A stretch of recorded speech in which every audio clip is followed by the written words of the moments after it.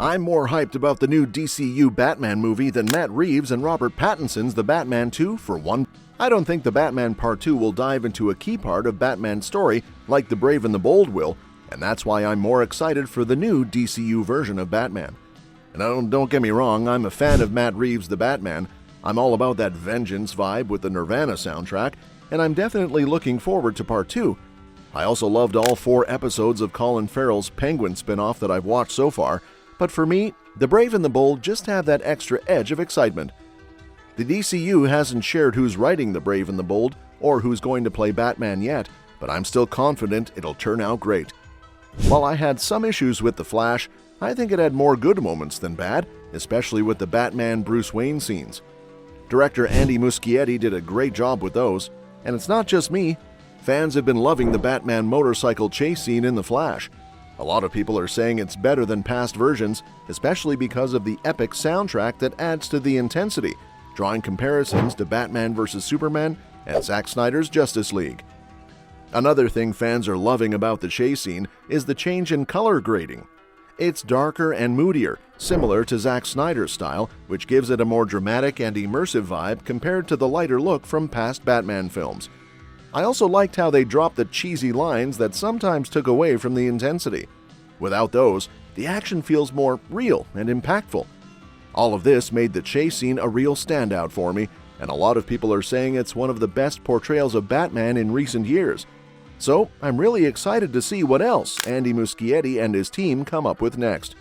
Since he's directing the new DCU Batman reboot, I feel like it's in good hands. Plus, there's been a story detail revealed that has me even more hyped for it.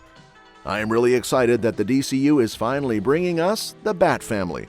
James Gunn, the creative head of the DCU, has confirmed that they'll be in The Brave and the Bold. Damian Wayne will play a major role, and his relationship with Bruce Wayne will drive the story, along with other Bat Family members being part of the mix. I've been hoping to see a fully realized live-action Bat Family for ages. The closest we've gotten so far was in DC's Titans series, which had 3 different versions of Robin and a bunch of other characters. But honestly, the show's uneven quality really held back what that team could have been. With Damian being introduced, it opens the door for the core Bat Family characters like Nightwing, Batgirl, and Red Hood to be part of the DCU. I really love the dynamics between the Bat Family members in the comics and other media, and I hope the DCU really takes advantage of that. Having Bruce, who can be super brooding, interact with and mentor younger heroes gives us a chance to see different sides of his character. This approach could make the DCU's Batman more complex than what we've seen in most live-action versions. The Bat Family really brings out the best in Batman. I really can't see Robin making an appearance in The Batman Part 2. The sequel is sticking with the grounded universe that Matt Reeves established in the first film. Honestly, I don't think we'll see a kid in a bright-colored costume fighting crime alongside Robert Pattinson Batman anytime soon. The gritty tone of the Batman universe just doesn't seem like the right fit for introducing a character like Robin. I mean, I thought the ending of The Batman could have hinted at Dick Grayson's debut, since Batman was starting to feel more like a hopeful figure for Gotham, but it just doesn't seem likely to happen. James Gunn already put the rumors about Robin appearing in The Batman Part 2 to rest, so that possible storyline is off the table. Last December, there were whispers that Dick Grayson's Robin, along with Batman villains like Professor Pig and Scarecrow, would show up in the sequel. Gunn quickly responded saying, "Nope, totally made up." With those Robin rumors squashed and the character not fitting the tone of The Batman Part 2, I'm finding The Brave and the Bold much more interesting. This film is where I can finally see a perfect version of the Bat Family in live action, which is something I've been really looking forward to. Also, I really believe the DCU has the potential to create the most comics-accurate Batman we've seen yet. DC has already tackled a bunch of grounded takes on Batman, like Christian Bale's Batman Begins and Robert Pattinson's portrayal in The Batman. I feel like we've seen enough realistic versions of The Dark Knight, and I really hope the DCU goes in a different direction. I'm looking forward to The Brave and the Bold, and wanted to embrace the more comic booky aspects of Batman stories, including some wild villains like Clayface. There are still so many Bat Family characters that haven't hit the big screen yet. I want to see a Batman who interacts with other heroes and exists in a broader live-action comic book universe. There's a lot of potential in how he could mentor the Bat family or even be a leader in the Justice League, things that live-action films haven't really explored yet. Plus, since Pattinson's Batman is still in the early stages of his journey, I hope we get a Batman in his late 30s or 40s for the Brave and the Bold.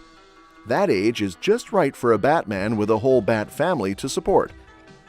One thing that pretty much every fan wants from this movie is to see Jensen Ackles get a chance to play Bruce Wayne in live action, and there's a good reason for that.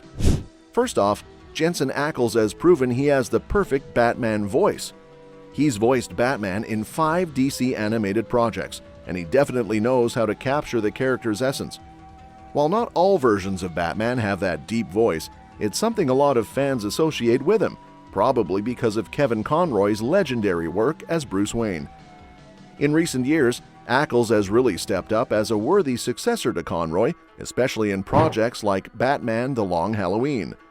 His voice has a depth that fans love, and he can convey a range of emotions just through his voice acting. So knowing he can sound like Batman is a solid reason to consider him for the role in the DCU. He kicked off his journey as Batman in Batman: The Long Halloween and has reprised the role several times since. His next appearance as the Dark Knight will be in Justice League Crisis on Infinite Earths Part 2, set to release on April 23, 2024. Ackles also played Jason Todd in Batman Under the Red Hood, so he's familiar with more than just Batman.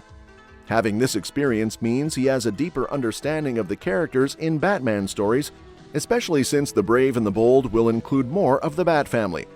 If the DCU's Batman is set to interact with Jason Todd, Ackles will already have a solid grasp on the character, which could enhance his interactions with other Batman allies as well. Also, Ackles has shown he can nail the father figure role, which is perfect for a character like Batman. In his time on Supernatural, he often took on a mentor role, especially when his character Dean reconnects with an old flame, Lisa. He believes her son Ben might actually be his, and he ends up living with them and stepping into that father figure role. Throughout that storyline, Ackles demonstrated he could portray the kind of flawed dad that Batman often is. He balanced being caring and supportive while also conveying those moments when Dean would lose his cool. Having this background is a big advantage, since The Brave and the Bold will focus a lot on Batman's relationship with his son, Damian Wayne. Well, that's it. Thanks for tuning in. What are your thoughts on Jensen Ackles potentially playing Batman in The Brave and the Bold? Do you think he has what it takes to bring the character to life in a live-action setting? Share your views in the comment section below, and don't forget to subscribe for all the latest updates on DCU news and more. We'll catch you in the next video.